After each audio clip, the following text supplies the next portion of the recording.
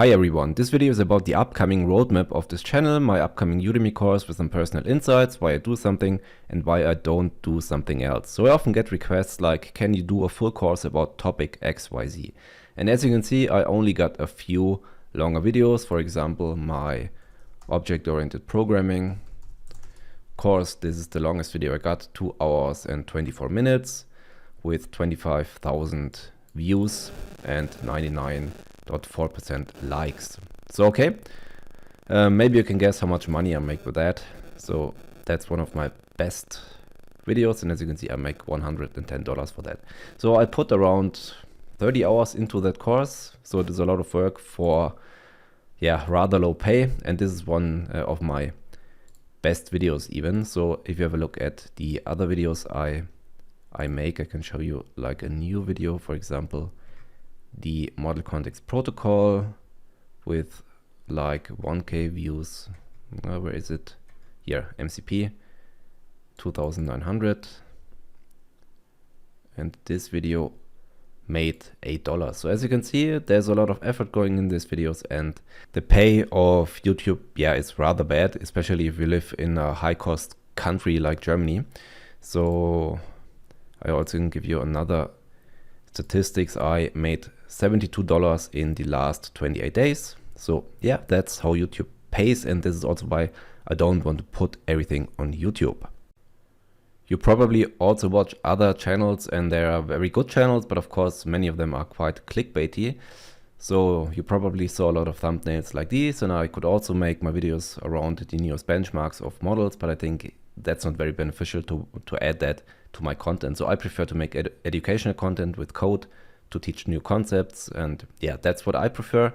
And this is not very well rewarded by YouTube. So YouTube rewards fast-paced, entertaining videos, but difficult videos which afford a lot of concentration and patience, which are hard to watch, are not really rewarded. And this is why I also do Udemy courses. So let's say my business model is like I do basic stuff on YouTube, and the more advanced stuff, more complete stuff I teach on Udemy. And this is how I make this business, which I have, worthwhile. And otherwise it would not make any sense. So a few weeks ago I created my website. If you don't know it yet, then you can visit it on coding-crashkurse.com. So this is still a German link. And yeah, here are my 5 courses. Most of the time you can see badges where you can get the course for only $9 on Udemy. And if you use the link here, then I get 97% of the price of Udemy. Otherwise, if you buy a course without that, then I only get, I think, 30% of that. I also ran a poll like a few weeks ago, and most of you wanted that I make a new course about the MCP and A2A protocol. Yeah, I already created quite a few lessons about the model context protocol. This will, I guess, only be a very small part of the course, but here it is. You can also get the link in the description. I don't have any videos yet, and at this stage, it's in a very early stage. You are still free to make suggestions, topics that you would like to know around MCP or A2A.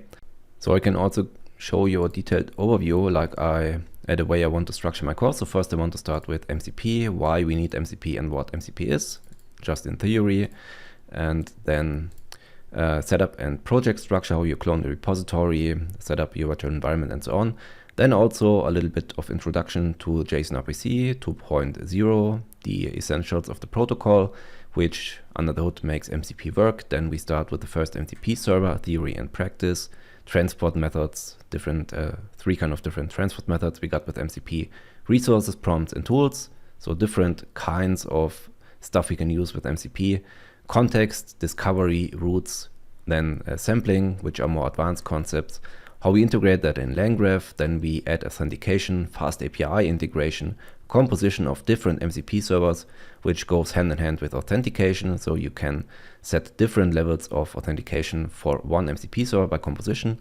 We also cover proxy servers to bridge older SSE MCP servers to the newer streamable HTTP transport method. At the end, we got a capstone project, which we will not code from scratch, but we will make a walkthrough. It's set up with Docker. It has a front end and also authentication. So that's what I currently want to cover. like I said, if you want to add something, make a suggestion in the comments in YouTube, or just write me an email, whatever you want. Okay, so that's my plans for the upcoming weeks and months. So thank you very much for all of your support, and I will see you in the next video. Bye bye.